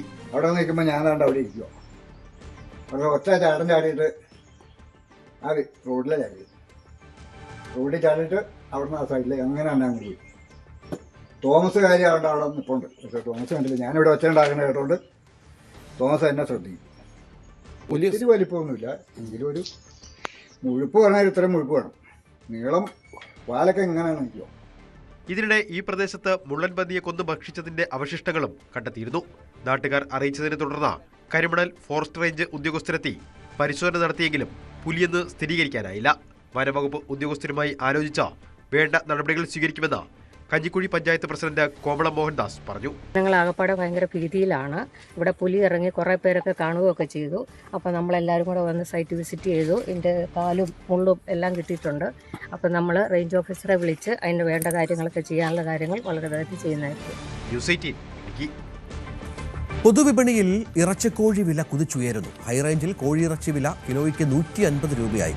ക്രിസ്മസ് പുതുവത്സര സമയങ്ങളിൽ ആവശ്യക്കാർ ഏറിയതോടെ തമിഴ്നാട്ടിൽ നിന്നും ഉൾപ്പെടെ എത്തുന്ന ഇറച്ചിക്കോഴികൾക്ക് വില വർദ്ധിപ്പിച്ചു എന്നാണ് വ്യാപാരികൾ പറയുന്നത്. 100 രൂപയിൽ താഴെ നിന്നിരുന്ന ഇറച്ചിക്കോഴിയുടെ വില ഇപ്പോൾ കുതിച്ചുയർന്ന 150-ലെത്തി. കഴിഞ്ഞ 2 ആഴ്ചക്കിടെയാണ് ഈ കുതിപ്പ്. ക്രിസ്മസ് പുതുവത്സരാഘോഷങ്ങളാണ് വിലക്കയറ്റത്തിന് കാരണമെന്ന് വ്യാപാരികൾ പറയുന്നു. വില ഇനിയും ഉയരാനാണ് സാധ്യതയെന്നാണ് ഇവരുടെ കണക്കുകൂട്ടൽ. 3 മാസം മുൻപ് സമാനമായ രീതിയിൽ ഇറച്ചിക്കോഴി വില വർദ്ധിച്ചെങ്കിലും 2 ആഴ്ചയ്ക്ക് ശേഷം കുറഞ്ഞിരുന്നു. അടിക്കടിയുള്ള വിലവർദ്ധനവ് ഹോട്ടലുകൾക്കും കാറ്ററിംഗ് മേഖലയ്ക്കുമെല്ലാം തിരിച്ചടിയാണ്. കേരളത്തിൽ തന്നെ നിരവധി ഇറച്ചിക്കോഴി വിപണന കേന്ദ്രങ്ങൾ ഉണ്ടായിരുന്നെങ്കിലും തീറ്റയുടെ വിലവർദ്ധനയും പരിപാലന ചെലവും വർദ്ധിച്ചതോടെ പലതും അടച്ചുപൂട്ടി. ഇതോടെ ഹൈറേഞ്ചിൽ അയൽ സംസ്ഥാനങ്ങളിൽ നിന്നെത്തുന്ന ഇറച്ചിക്കോഴിക്ക് അവർ നിശ്ചയിക്കുന്ന വില നൽകേണ്ട സ്ഥിതിയാണ്. ന്യൂസ് 18 ഇടുക്കി. വിഷുവിന് വിഷരഹിത പച്ചക്കറി എന്ന ലക്ഷ്യവുമായി പട്ടാമ്പി സർവീസ് സഹകരണ ബാങ്കിന്റെ കൃഷി 6 ഏക്കർ സ്ഥലത്താണ് വിവിധ ഇനം പച്ചക്കറികളും പഴവർഗ്ഗങ്ങളും കൃഷി ചെയ്യുന്നത്. നാടൻ മുതൽ വിദേശ ഇനങ്ങൾ വരെ ഇതിൽ ഇടം പിടിച്ചിട്ടുണ്ട്. വിഷരഹിത പച്ചക്കറി ഉൽപാദനം ലക്ഷ്യമിട്ടാണ് പട്ടാമ്പി സർവീസ് സഹകരണ ബാങ്കിന്റെ നേതൃത്വത്തിൽ പച്ചക്കറി കൃഷി ആരംഭിച്ചത്. പെരുമുടിയൂരിലെ കർഷക കൂട്ടായ്മയായ കൈരളി സ്വയം സഹായ സംഘത്തിന്റെ സഹകരണത്തോടുകൂടിയാണ് കൃഷി. പുതിയ ഗേറ്റ് പരിസരത്ത് സക്കീർ ഹുസൈന്റെ സ്ഥലത്താണ് ഇത് ആരംഭിച്ചത്. മുഹമ്മദ് മുഹ്സിൻ MLA വിത്തുവിതയുടെ ഉദ്ഘാടനം നിർവഹിച്ചു. കൈരളി സ്വയം സഹായ സംഘം അതിന്റെ നേതൃത്വത്തിലുള്ള കൃഷി ഇപ്പൊ ഇന്ന് അതിന്റെ വിത്തിടൽ കർമ്മമാണ് ഇന്ന് നിർവഹിച്ചിട്ടുള്ളത്. വിഷരഹിതമായിട്ടുള്ള പച്ചക്കറി നമുക്കറിയാം, ഈ കാലഘട്ടത്തിൽ നമ്മുടെ നാട്ടിൽ തന്നെ വിഷരഹിതമായ പച്ചക്കറി ഉൽപ്പാദിപ്പിച്ച് ആഘോഷങ്ങൾക്ക് ജനങ്ങളിലേക്ക് എത്തിക്കുക എന്ന ഏറ്റവും പ്രധാനപ്പെട്ട ഉദ്ദേശത്തോടു കൂടിയാണ് ഇത് ചെയ്യുന്നത്. പട്ടാമ്പി സർവീസ് സഹകരണ ബാങ്കിന്റെ പിന്തുണയോടുകൂടിയാണ് കർഷകർ ഇത് ചെയ്യുന്നത്. നിരവധിയായിട്ടുള്ള 19 ഇനം പച്ചക്കറികൾ തന്നെ നമ്മുടെ വിഷുവിന് ആവശ്യമായിട്ടുള്ള എല്ലാ പച്ചക്കറികളും അതോടൊപ്പം തന്നെ വിവിധ ഇനം ഫ്രൂട്ട്സും ഇവിടെ കൃഷി ചെയ്യുന്നുണ്ട്.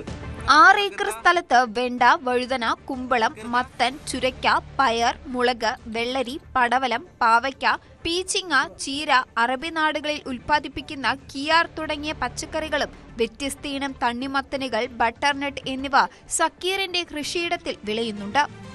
നമ്മളെ ഈ വിഷരഹിത പച്ചക്കറിയുമായി ബന്ധപ്പെട്ടിട്ട് പല തവണയായി നമ്മളെ ബാങ്കുമായി സഹകരിച്ച് ചെയ്തുകൊണ്ടിരിക്കുന്ന ഒരു കാര്യമാണ്. പട്ടാമ്പി സർവീസ് കോഓപ്പറേറ്റീവ് ബാങ്കിന്റെ സഹായത്തോടെ ഈ കുറഞ്ഞ കാലയളവായി നമ്മൾ ചെയ്തുകൊണ്ടിരിക്കുന്ന വർഷം വിഷുവിനും അതുപോലെ തന്നെ ഓണത്തിന് പ്രത്യേകത പൂക്കളും അങ്ങനെ പല ഇന പച്ചക്കറികളും ആയിട്ട് വർഷങ്ങളോളമായി. അതുപോലെ തന്നെ ഇപ്രാവശ്യം ഇന്ന് ഇതിൻ്റെ വിത ഇട്ടിട്ടുണ്ട്.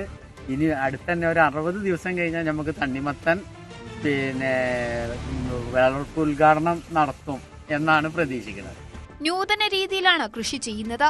ട്രിപ്പ് ഇറിഗേഷൻ മാർഗമാണ് ജലസേചനത്തിന് അവലംബിക്കുന്നത്. നിരവധി വർഷങ്ങളായി സക്കീറിന്റെ കൃഷിയിടത്തിൽ പച്ചക്കറികളും ചെണ്ടുമല്ലിയും കപ്പ കൃഷിയുമൊക്കെ നടന്നു വരുന്നു. പൊതുവിപണികളിൽ എത്തുന്നതിന് മുൻപ് തന്നെ മിതമായ വിലയിൽ പ്രദേശവാസികൾ ഇവിടെ വന്ന് വാങ്ങിച്ചു കൊണ്ടുപോകുന്നതിനാൽ ഉൽപ്പാദിപ്പിക്കുന്ന വിളകളെല്ലാം കൃഷിയിടത്തിൽ തന്നെ ചിലവാകും. ന്യൂസ് 18 പാലക്കാട്. 10 നാളുകൾ ഉത്സവരാവുകൾ സമ്മാനിക്കാൻ പാലക്കാട് കുടുംബശ്രീ മേളയുടെ ഒരുക്കങ്ങൾ പൂർത്തിയായി.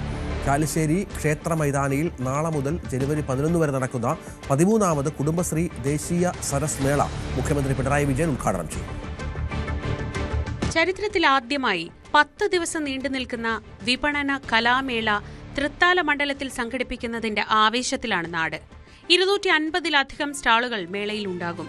ഇന്ത്യയിലെ വിവിധ സംസ്ഥാനങ്ങളിൽ നിന്നുള്ള ഗ്രാമീണ സംരംഭകർ നിർമ്മിക്കുന്ന വൈവിധ്യമാർന്ന ഉൽപ്പന്നങ്ങളും ലഭ്യമാകും. നാളെ മുതൽ ജനുവരി 11 വരെ ചാലിശ്ശേരി മുലയമ്പറമ്പ് ക്ഷേത്ര മൈതാനത്തും സമീപത്തുമായി നടക്കുന്ന 13ാമത് ദേശീയ സരസ് മേള മുഖ്യമന്ത്രി പിണറായി വിജയനാണ് ഉദ്ഘാടനം ചെയ്യുന്നത്. കരകൗശല വസ്തുക്കൾ, ആഭരണങ്ങൾ, തുണിത്തരങ്ങൾ, ഗൃഹോപകരണങ്ങൾ, നിത്യോപയോഗ സാധനങ്ങൾ എന്നിവ നേരിട്ട് വാങ്ങാൻ മേളയിൽ അവസരമുണ്ട്. കേരളത്തിലെയും ഇതര സംസ്ഥാനങ്ങളിലെയും തനത് രുചികൾ ആസ്വദിക്കാൻ കഴിയുന്ന മെഗാ ഫുഡ് കോർട്ട് ഇതിന്റെ പ്രധാന സവിശേഷതയാണ്. നവ്യ നായർ, റിമി ടോമി, മട്ടന്നൂർ ശങ്കരൻകുട്ടി മാരാർ, സ്റ്റീഫൻ ദേവസി തുടങ്ങി പ്രശസ്തരായ കലാകാരന്മാർ അണിനിരക്കുന്ന സംഗീത നൃത്ത പരിപാടികളും സംഘടിപ്പിച്ചിട്ടുണ്ട്. ഒപ്പം പ്രാദേശിക കലാകാരന്മാരുടെയും കുടുംബശ്രീ അംഗങ്ങളുടെയും വിവിധ കലാപരിപാടികളും ഓരോ ദിവസവും അരങ്ങേറും. പുഷ്പമേള, ഹാപ്പിനെസ് കോർണർ, വിവിധ വിഷയങ്ങളിലുള്ള സെമിനാറുകൾ എന്നിവയും മേളയുടെ ഭാഗമായി നടക്കുന്നുണ്ട്. പ്രവേശനം സൗജന്യമായിരിക്കും. ന്യൂസ് 18 പാലക്കാട്. രാജ്യത്ത് ഏറ്റവും അധികം പോസ്റ്റ് കാർഡുകൾ വിറ്റഴിക്കുന്ന ഒരു പോസ്റ്റ് ഓഫീസാകും ശബരിമല സന്നിധാനത്തിലെ സ്വാമി അയ്യപ്പന്റെ സ്വന്തം പോസ്റ്റ് ഓഫീസ്. മണ്ഡല മകരവിളക്ക് കാലത്തും വിഷു സമയത്തും മാത്രം പ്രവർത്തിക്കുന്ന ഈ പോസ്റ്റ് ഓഫീസിൽ ദിനം പ്രതി വിറ്റഴിക്കുന്നത് ആയിരക്കണക്കിന് പോസ്റ്റ് കാർഡുകളാണ്. ശബരിമലയിലെ 18ാം പടിയുടെ ചിത്രമാലേഖനം ചെയ്ത സീൽ പതിപ്പിച്ച പോസ്റ്റ് കാർഡിൽ വീട്ടിലേക്കും പ്രിയപ്പെട്ടവർക്കും എല്ലാ ആശംസകളും എഴുതി അയക്കാൻ വലിയ തിരക്കാണ് അനുഭവപ്പെടുന്നത്. മായി മാറുന്ന ഇക്കാലത്ത് അതുകൊണ്ട് തന്നെ ശബരിമലയിലെ സ്പെഷ്യൽ സീൽ പതിഞ്ഞ പോസ്റ്റ് കാർഡ് ഒരു ഗ്രഹാതുരത്വം നിറഞ്ഞ കാലത്തേക്കുള്ള തിരിച്ചുപോക്ക് കൂടിയാണ്. ഏറ്റവും കൂടുതൽ പോസ്റ്റ് കാർഡുകൾ ചെലവാകുന്ന പോസ്റ്റ് ഓഫീസ് ഏതാണെന്ന് ചോദിച്ചാൽ നമ്മുടെ ശബരിമല സന്നിധാനത്തെ ശബരിമല 68,307 ഭയങ്കര തിരക്കാണ് ഇവിടെ. പുതുവത്സര ആഘോഷത്തിന്റെ ഭാഗമായിട്ട് പോസ്റ്റ് കാർഡില് അയക്കുവാനും ആശംസ അയക്കുവാനൊക്കെ വലിയ തിരക്കാണ് വരുന്നത്. പക്ഷേ ഏറ്റവും കൂടുതൽ പോസ്റ്റ് കാർഡ് ചെലവാകുന്ന ഇവിടുത്തെ കാശുകളും കാര്യങ്ങളൊക്കെ ഒന്ന് കണ്ടല്ലോ. പോസ്റ്റ് കാർഡ് ഉണ്ടാവില്ലേ? നമുക്കൊന്നും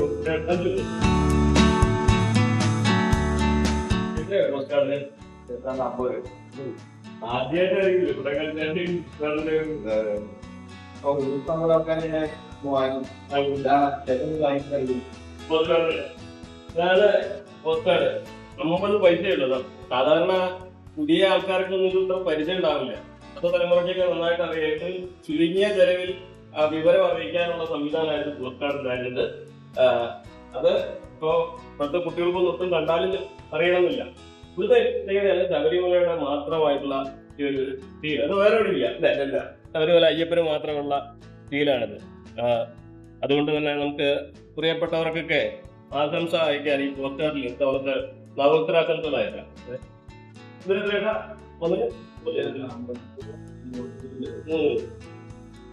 നമ്മൾ അയക്കാൻ വേണ്ടിയിട്ടാണ്. ഇവിടെ പോസ്റ്റ് കാർഡ് ഇവിടെ മാത്രമേ ഉണ്ടാവില്ല. എല്ലാ പോസ്റ്റേജും ഉണ്ട്. പക്ഷേ ഇവിടുത്തെ ഈ സ്റ്റാമ്പ് കാരണമാണ് എല്ലാ ഉണ്ടായി.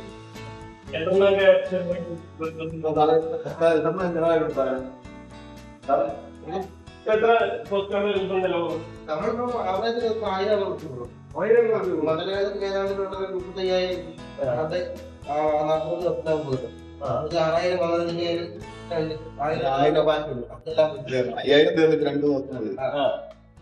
അതിൽ ഫീല് അടിക്കുന്നതാണ് നല്ലതല്ലേ? പിൻകോഡ് സ്വന്തമായിട്ടുള്ള 2 പോസ്റ്റേജ് പ്രിന്റ് ചെയ്തു.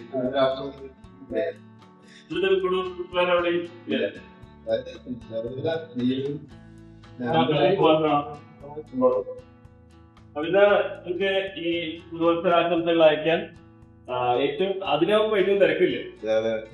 എല്ലാരും അവരവരുടെ സങ്കടങ്ങള് എല്ലാം അയ്യപ്പനെ കത്ത് അയക്കുന്നത് ഞാൻ കേട്ടിട്ടുണ്ട്. അയ്യപ്പനെ ഈ ബിസിനസിന്റെ കാര്യങ്ങൾ ഒന്ന് കത്തയക്കുന്നത് പിന്നെ പല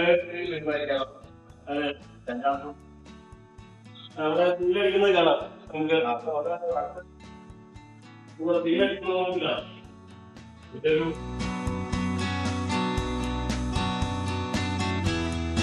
ആ 18 പടിയുടെ ചിത്രം ആലേഖനം ചെയ്ത അതാണ് സീല് അല്ലേ? 18ാം പടി അല്ലേ? അതിന്റെ മുകളില് ക്ഷേത്രമായി ഈ ദീപങ്ങൾ മാത്രമല്ലേ ഇവിടെ. ഇതാണ് ശബരിമലയിലെ പോസ്റ്റ് ഓഫീസിന്റെ സീല്. 18ാം പടിയുടെ ചിഹ്നമുള്ള ശബരിമല എന്ന് എഴുതിയ സീൽ ഇതാണ് ഇത് ഏറ്റവും വലിയ ആകർഷണം. ഇതിന് ഈ ഒരു സീല് വെച്ച കത്തിനായി പോസ്റ്റ് കാർഡിനായിട്ടാണ് ഈ തീർത്ഥാടകരും വിശ്വാസികളൊക്കെ ഇവിടേക്ക് എത്തുന്നത്. അവരുടെ ഒരു വിശ്വാസത്തിന്റെ ഭാഗം കൂടിയായിട്ടാണ് ഈ പോസ്റ്റ് ഓഫീസിലുള്ള ഇതിനെ കാണുന്നത്. അയ്യപ്പന് നേരിട്ട് കത്തയക്കുക അതൊക്കെ വലിയ, പ്രത്യേകിച്ച് തമിഴ്നാട്ടിൽ നിന്നും കർണാടകയിൽ നിന്നുള്ളവർക്കൊക്കെയാണ് അതിന്റെ ഒരു ഭക്തിയുടെ കൂടി ഭാഗമാണ് അവർക്ക്. പോസ്റ്റ് കാർഡിലെ പുതുവത്സര ആശംസകൾ അറിയിച്ച് നമ്മുടെ തന്നെ ഓഫീസിലേക്ക് അയച്ചേക്കാം.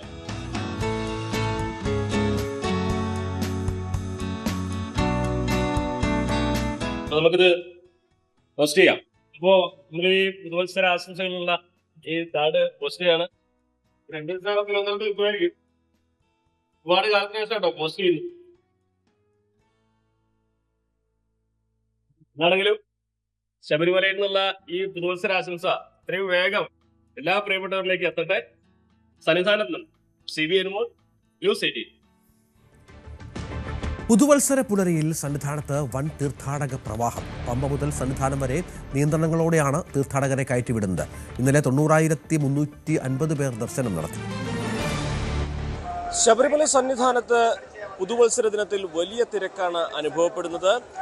മണിക്കൂറിൽ 3000-ലധികം പേർ സന്നിധാനത്തേക്ക് എത്തുന്നുണ്ട്. 7 മണിവരെയുള്ള കണക്കനുസരിച്ച് ഏതാണ്ട് 20,000-ലധികം പേർ ഇതുവരെ ദർശനം നടത്തി കഴിഞ്ഞിരിക്കുന്നു. ഇന്നലെ വലിയ തിരക്ക് അനുഭവപ്പെട്ട ദിവസമാണ്. 90,000-ലധികം പേരാണ് ഇന്നലെ ദർശനത്തിനെത്തിയത്. തിരക്ക് കൂടിയ സാഹചര്യത്തിൽ നിലയ്ക്കലും പമ്പയിലും തീർത്ഥാടകർക്ക് നിയന്ത്രണം ഏർപ്പെടുത്തിയിട്ടുണ്ട്. പലപ്പോഴും പലയിടങ്ങളിലായിട്ട് മണിക്കൂറുകൾ കാത്തു നിൽക്കേണ്ട സാഹചര്യമാണ് നിലവിലുള്ളത്. ആ സന്നിധാനത്തേക്കുള്ള ഭക്തരുടെ ക്യൂ അത് ഏതാണ്ട് മരക്കൂട്ടവും പിന്നിട്ട് ശബരിപീഠത്തിലേക്ക് എത്തിയിട്ടുണ്ട്. അവിടെ നിന്നും മണിക്കൂറുകളുടെ ഇടവേളയിൽ മാത്രമാണ് സന്നിധാനത്തേക്ക് അയ്യപ്പന്മാരെ കടത്തിവിടുക. അതായത് പമ്പയിൽ നിന്നും സന്നിധാനത്തെത്തി ദർശനം നടത്തി മടങ്ങുവാൻ ഏതാണ്ട് 5-6 മണിക്കൂർ എടുക്കുന്ന ഒരു സാഹചര്യമാണ് നിലവിലുള്ളത്. വലിയ തിരക്ക് അനുഭവപ്പെടുന്നുണ്ട്. കഴിഞ്ഞ ദിവസങ്ങളിലൊക്കെ വിർച്വൽ ക്യൂ ബുക്കിംഗ് അത് 80,000 മുകളിലേക്ക് എത്തിയിരുന്നു. ഈ ഒരു ദിവസങ്ങളിലെ തിരക്ക് മുൻനിർത്തി വലിയ മുന്നൊരുക്കങ്ങളും സുരക്ഷാ മുന്നൊരുക്കങ്ങളും ഇവിടെ നടത്തിയിട്ടുണ്ട്. ഇനിയുള്ള ദിവസങ്ങളിലും സമാനമായ തിരക്ക് ഉണ്ടാകുമെന്ന് തന്നെയാണ് കണക്കാക്കുന്നത്. അതുകൊണ്ട് തന്നെ പമ്പയിൽ നിന്നും സന്നിധാനത്തെത്താൻ ഏറെ സമയമെടുക്കുമെന്ന് ഉറപ്പാണ്. പമ്പ മുതൽ സന്നിധാനം വരെ വിവിധയിടങ്ങളിൽ ഒരുപാട് സമയം കാത്തു നിൽക്കേണ്ട സാഹചര്യം തന്നെയാണ് നിലവിലുള്ളത്. എന്നാൽ സന്നിധാനത്തെത്തിയാൽ ദർശനം നടത്തി മടങ്ങുവാൻ സുഗമമായ സാഹചര്യങ്ങളും ഇവിടെ ഒരുക്കിയിട്ടുണ്ട്. എത്തുന്നവർക്കെല്ലാം വളരെ വേഗത്തിൽ ദർശനം നടത്തി നെയ്യുഷയം നടത്തി മടങ്ങിപ്പോകാവുന്ന അവസ്ഥയാണ്. പക്ഷേ പമ്പയിൽ നിന്ന് സന്നിധാനത്തേക്ക് എത്തുവാൻ മണിക്കൂറുകൾ എടുക്കുന്ന സാഹചര്യം തന്നെയാണ് നിലനിൽക്കുന്നത്. സന്നിധാനത്ത് നിന്നും CV അനുമോദ്, ന്യൂസ് 18. ശാരീരിക പ്രശ്നങ്ങൾ മൂലം പ്രസവത്തിന് തടസ്സം നേരിട്ട ആടിന് കട്ടപ്പന വെറ്റിനറി സംഘം രക്ഷകരായി. ഗർഭപാത്രത്തിൽ കുടുങ്ങിയ 3 ആട്ടിൻകുട്ടികളെ ശസ്ത്രക്രിയയിലൂടെ വെറ്റിനറി സംഘം പുറത്തെടുക്കുകയായിരുന്നു. സീനിയർ വെറ്റിനറി സർജൻ ഡോക്ടർ തോമസിന്റെ നേതൃത്വത്തിലുള്ള സംഘമാണ് മണിക്കൂറുകൾ നീണ്ട ശസ്ത്രക്രിയയിലൂടെ 3 ആട്ടിൻകുട്ടികളെ പുറത്തെടുത്ത് ആടിന് രക്ഷകരായത്. കട്ടപ്പന പെഴുങ്കവല സ്വദേശി അരിക്കമാക്കൽ സിബിയുടെ ആടിനാണ് പ്രസവത്തിന് തടസ്സം നേരിട്ടത്. അസ്വസ്ഥത അനുഭവപ്പെട്ടതോടെ ആടിനെ കട്ടപ്പന മൃഗാശുപത്രിയിലെത്തിച്ചു. ആട്ടിൻകുട്ടി ഗർഭപാത്രത്തിൽ കുരുങ്ങിയെന്ന് മനസ്സിലാക്കിയ വെറ്റിനറി ഡോക്ടർ ഓപ്പറേഷനിലൂടെ പുറത്തെടുക്കുക മാത്രമാണ് മാർഗമെന്ന് നിർദ്ദേശിച്ചു. സീനിയർ വെറ്റിനറി സർജൻ ഡോക്ടർ തോമസിന്റെ നേതൃത്വത്തിൽ നടത്തിയ ശസ്ത്രക്രിയയിൽ പുറത്തെടുത്തത് 3 ആട്ടിൻകുട്ടികളെയാണ്. പ്രസവ സംബന്ധമായ ഇഷ്യൂ ആയിരുന്നു പ്രസന്റ് ചെയ്യാനുള്ള കാരണം. കൊണ്ടുവന്ന് കഴിഞ്ഞപ്പോൾ നമ്മൾ എക്സാമിൻ ചെയ്തപ്പോഴാണ് അറിഞ്ഞത് കമ്പൈൻഡ് ആയിട്ടുള്ളൊരു റെക്ടൽ പ്രൊലാപ്സും യൂട്രൈൻ പ്രൊലാപ്സും ഉണ്ടായിരുന്നു. ഏകദേശം യൂട്രസിൻ്റെ ഒരു പകുതി ഭാഗത്തോളം പുറത്തായിരുന്നു. പ്രസവം ഏകദേശം അടുത്തതുകൊണ്ട് തന്നെ നമ്മൾ പെർവജന ചെയ്ത് നോക്കുകയും കുഞ്ഞുങ്ങളെ എക്സാമിൻ ചെയ്യുകയും ചെയ്തു. ആദ്യത്തെ കുഞ്ഞ് ബ്രീച്ച് പൊസിഷൻ, അതായത് നോർമൽ പ്രസവം നടക്കാൻ വളരെ ബുദ്ധിമുട്ടുള്ളൊരു അവസ്ഥയിലായിരുന്നു ഉണ്ടായിരുന്നത്. അങ്ങനെ നമ്മുടെ സീനിയർ വെറ്റിനറി സർജനായ doctor Thomas sir position correct ചെയ്യുകയും ഓരോ കുട്ടികളെ ആയിട്ട് പുറത്തേക്ക് ഡെലിവറി അറ്റൻഡ് ചെയ്ത് എടുക്കുകയും ചെയ്തു. Veterinary surgeon Navya P Shibu, doctor Sandra, doctor Al Saud, attender Liji John എന്നിവർ ഉൾപ്പെട്ട സംഘമാണ് ശസ്ത്രക്രിയ നടത്തിയത്. ന്യൂസ് 18 ഇടുക്കി. ഇന്ന് 22ാം ജന്മദിനം ആഘോഷിക്കുന്ന തിരുവനന്തപുരം അമരവിള സ്വദേശി സഞ്ജു ASന് ജന്മദിനാശംസകൾ നേരുകയാണ്. അച്ഛൻ അജികുമാർ, അമ്മ സ്മിത, ഒപ്പം കുടുംബവും സുഹൃത്തുക്കളും. സഞ്ജുവിന് ന്യൂസ് 18ന്റെയും ജന്മദിന ആശംസകൾ. നെയ്യാറ്റിൻകര കൈവൻകാല സ്വദേശി പ്രദീപിന്റെയും ജിനിയുടെയും മകൻ ആരോൺ ജെ പ്രദീപിന്റെ 12ാം പിറന്നാൾ ആശംസകൾ. ആരോൺ എല്ലാ ആശംസകളും നേരുന്നു. നല്ല ഒരു പുതുവർഷം ആരോണിന് ലഭ്യമാകട്ടെ. 80ാം പിറന്നാൾ ആഘോഷിക്കുന്ന വളാഞ്ചേരി സ്വദേശി ഖദീജ ഹജുമ്മയ്ക്ക് പിറന്നാളാണ് ഇന്ന്. കുടുംബാംഗങ്ങളാണ് ആശംസകൾ അറിയിച്ചിട്ടുള്ളത്. ഖദീജമ്മയ്ക്ക് ആയുസ്സും ആരോഗ്യവും സന്തോഷവും സമാധാനവും നല്ല ഒരു പുതിയ വർഷവും ആശംസിക്കുന്നു. തൃശൂർ സ്വദേശിനി ഹാജറയുടെ പിറന്നാളാണ് ഇന്ന്. ആശംസകൾ നേരുന്നത് മകൻ ഷാനു. Happy birthday Hajara. കൊല്ലം കടയ്ക്കൽ സ്വദേശിനിയായ അഷിതയുടെ പിറന്നാളാണ് ഇന്ന്. ആശംസയുമായി ഭർത്താവ് സുബ്രിൻ.